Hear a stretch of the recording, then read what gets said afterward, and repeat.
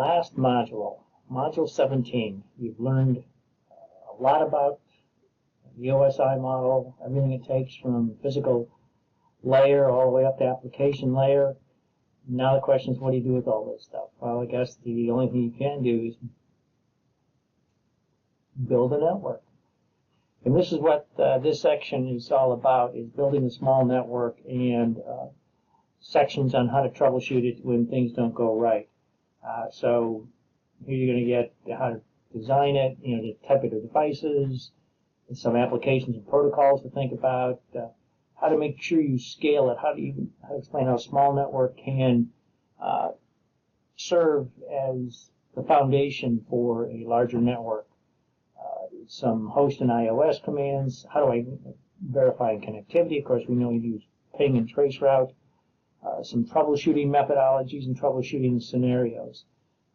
So actually a lot of this is very good material to review for the final.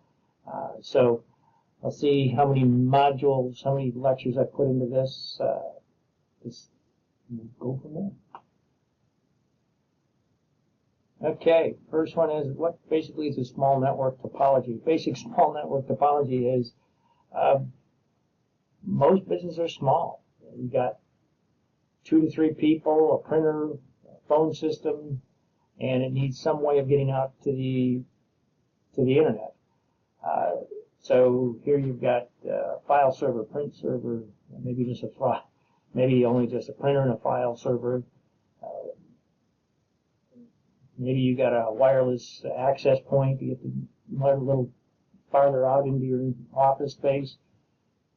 But for the most part, most offices are configured similar to this. It looks very similar to what your home probably looks like, except most of us, hard to say. Now I guess I got phone over IP. I've got so it looks very similar to what I've got in my house.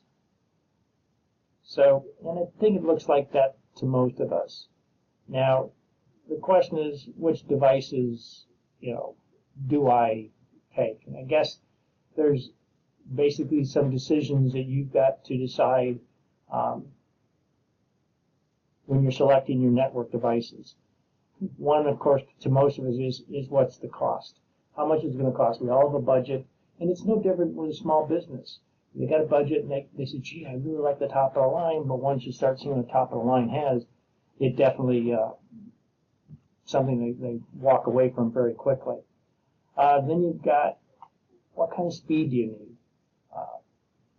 Do you need 10 gigabits? Do you need just 1 gigabit? Do you just need basically more speed than you can deal with in most cases? But it's how many ports do you need, what kind of speeds. A lot of your newer computers are processing, has 1 gigabit network interfaces. But sometimes you got older equipment, and just things to think about is how much speed and the types of ports do you have. The next thing to think about is how much do you think your business is going to grow? How much do you going to expand? Are you going to want to replace this equipment in 2 years?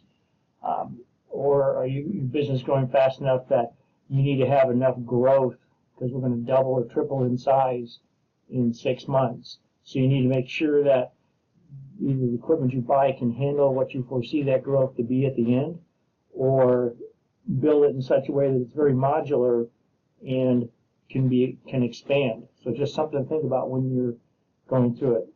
And then, of course, is operating system features, services that you can offer. Are you going to use layer 3 switching, or are you going to go with the layer 2 switching? Are you going to have to deal with network address translations? If you have that many IP addresses, how are you going to handle DHCP? Or are you going to statically assign IP addresses? What kind of security? What kind of quality of service? All of these are things that, as you're thinking about the devices you're going to put in your network, that you want to take into consideration.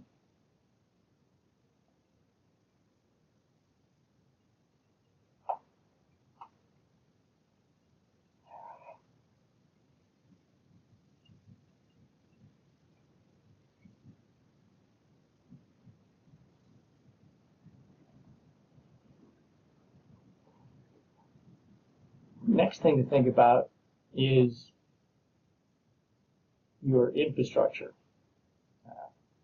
What is your IP addressing scheme? Remember, you've got a physical layout and a logical layout, and you just want to make sure you understand what IP. So what are the end devices, what servers and peripherals, security devices, security cameras, printers. Excuse me. Any kind of wow. What kind of networking devices you're going to need? What kind of so just think about, maybe you got 3 different floors, maybe you got 3 different switches. So just keeping track of, do you need different LANs based on your services? Do you need subnets in your network? So you got to think about how is your traffic going to flow? What kind of things do you want to minimize interference with? We talked about why we subnetting. To minimize traffic, increase security, or cross-pollination between different groups of the organization. So that's one thing you just got to think about when you're going through this. Here's just an example of what they did. So it's keeping track of what your devices, how are you going to use them, what information you use, whether you're going to use subnets, whether you're going to use VLSI to kind of take care of that. So it's just things that you need to take into consideration. Now, some things a small business always forgets to is build in redundancy. Physical devices fail. And the question is, when they fail, what happens? If the switch goes out, you can bring down your whole business, and until you get a replacement, you're out of business. So you may want to design that in up front when you're building this network, to say, I want to make sure I've got multiple devices, multiple switches, multiple routers that allow me to handle a failure of a physical device, and then gives me time to recover. So instead of, I buy a 48-port switch, but I only sign half of them, maybe.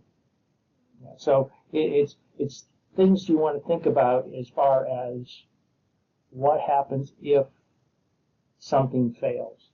How do I get by it? How do I get through it? The next thing is, what kind of traffic am I going to have? Is it going to be voice over IP? Is it going to be mail? Is it going to be instant messaging? Am I going to have file transfers? But you also want to then decide what's the most important thing. Is voice the highest priority? Is video the highest priority? So that you can look at the performance that you want your network to have as you're going out through the internet. So just something you want to think about as you're going through that. So let me just go on to let you worry about that general stuff, and then we'll get on to some of the small network applications in the next video.